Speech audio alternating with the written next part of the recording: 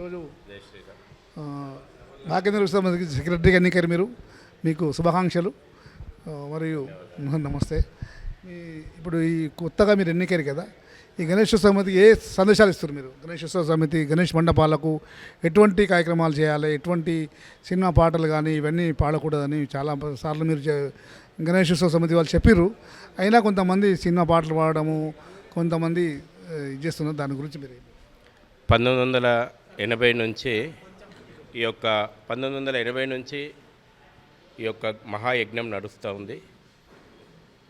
సహజంగా సంస్థ లోపల బాధ్యతలు మారుతుంటాయి, కానీ ఇది ఒక యజ్ఞం. ఇది భాగ్యనగరం లోపల హిందూ ఏకతను, హిందూ సంఘటనను నిర్మాణం చేయడానికి ప్రారంభమైనటువంటి యొక్క పరంపర 46వ సంవత్సరం లోపల అడుగుపెట్టింది. 1500 గణపతి మండపాల ప్రతిష్టతోటి మొదటి సంవత్సరం ఈ యొక్క సామూహిక నిమజ్జనోత్సవం ప్రారంభమైతే ఈరోజు గ్రేటర్ హైదరాబాద్ పరిధిలో 1,40,000 గణపతి మండపాల ప్రతిష్ట జరుగుతూ ఉంది.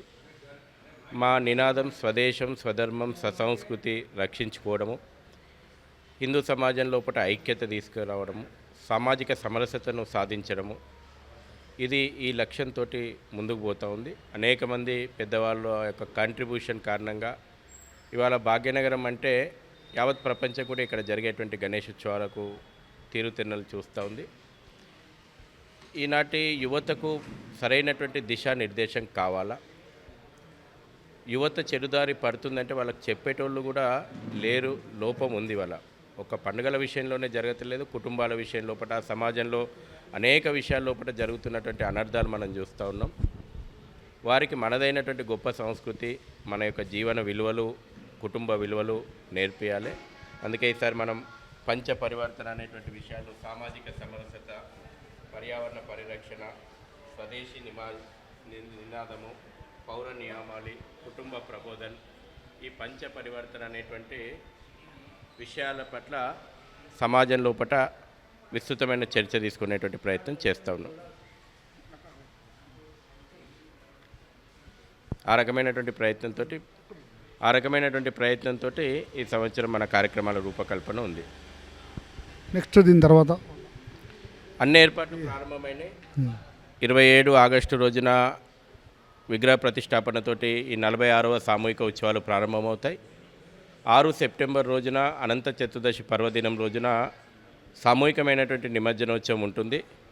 నగర అలంకరణ, ఇప్పటికే ప్రభుత్వ విభాగాల యొక్క సమన్వయము, అనేక మంది పూజ్య స్వామీజీల పర్యటనలు, అనేక కార్యక్రమాల ద్వారా, ఆధ్యాత్మిక కార్యక్రమాలు, దేశభక్తి కార్యక్రమాల ద్వారా భాగ్యనగరం లోపల ఒక దైవభక్తి, దేశభక్తి పూరితమైనటువంటి ఒక వాతావరణాన్ని మేము నిర్మాణం చేయబోతా ఉన్నాం. ఇప్పటికే డివిజన్ వారి లెవెల్ లోపల మండప నిర్వాహకుల సమావేశాలు జరుగుతూ ఉన్నాయి. కేంద్ర కమిటీ, అసెంబ్లీ కమిటీ, పార్లమెంటు కమిటీల ద్వారా సమన్వయం చేసుకుంటూ ఈ యొక్క కార్యక్రమాలను ముందుకు తీసుకెళ్తున్నాం. ధన్యవాదాలు. ఇంకొన్ని చెప్పండి.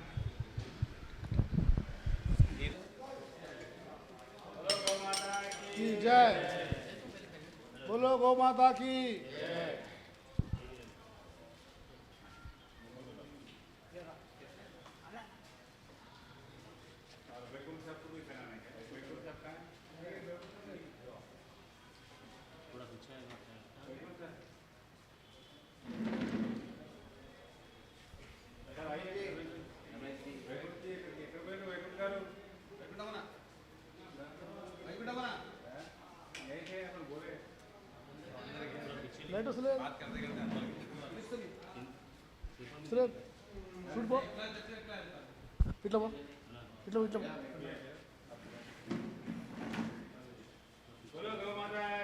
जय